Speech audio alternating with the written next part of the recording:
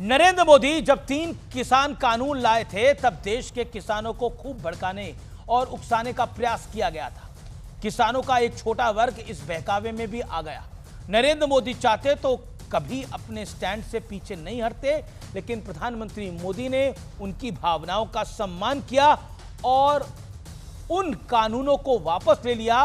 अब Donald Trump की tariff वाली ब्लैकमेलिंग की वजह से देश के किसानों को इस बात का बड़ा एहसास हो गया कि नरेंद्र मोदी के मन में किसानों के प्रति कितना सम्मान है। वो किसानों को अन्नदाता सिर्फ कहते नहीं है बल्कि मन से मानते हैं। अब देश के किसान भी उनका दिल खोलकर धन्यवाद कर रहे हैं। सुनिए जरा। माननीय प्रधानमंत्री जी, आपने हमें भरोसा दिलाया है कि जब तक दिल्ली में वर्तमान नेतृत्व है तब तक कोई भी ताकत भारत के किसानों को गुलाम नहीं बना सकती। जो श्री प्रधानमंत्री जी हमारे नरेंद्र मोदी जी और कृषि मंत्री जी ने उस दिन हमें सब पता लगा मीडिया से, जो ये कठोर फैसला लिया है किसानों के हित में, तो पंजाब का और पूरे भारत का जो किसान है उसकी छाती आपकी तो 56 बोलते हैं, हमारी 56 से भी डबल होगी उस दिन।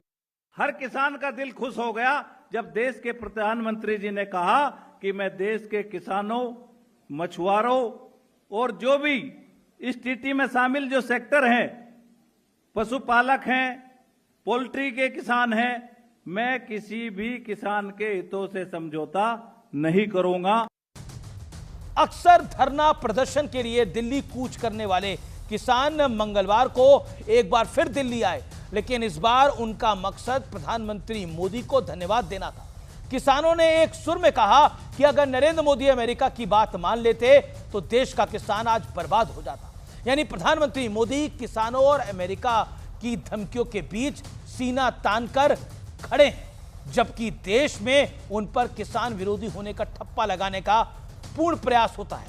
नरेंद्र मोदी को संविधान विरोधी कहा गया, जबकि नरेंद्र मोदी वो इकलौते प्रधानमंत्री हैं जिन्होंने संविधान दिवस की शुरुआत की। मोदी को आरक्षण विरोधी बताया गया, लेकिन उन्होंने एक के बाद एक ऐसे फैसले लिए जिसकी वजह से आरक्षण की मूल भावना की जड़ें और ज्यादा मजबूत हुई हैं। फिर चाहे आर्थिक तौर पर कमजोर स्वर्णों को 10% आरक्षण हो या फिर विधायिका में महिलाओं को 33% रिजर्वेशन, विपक्ष ने कहा मोदी संविधान बदलना चाहते हैं। उन्होंने उन्हें गलत साबित करके दिखाया। विपक्ष ने कहा भारत की अर्थव्यवस्था डेड है, तो अर्थव्यवस्था के आंकड़ों ने भी उन्हें गलत साबित करके दिखाया।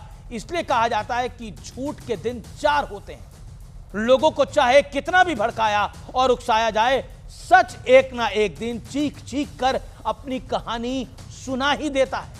यही सत्य और तथ्य है।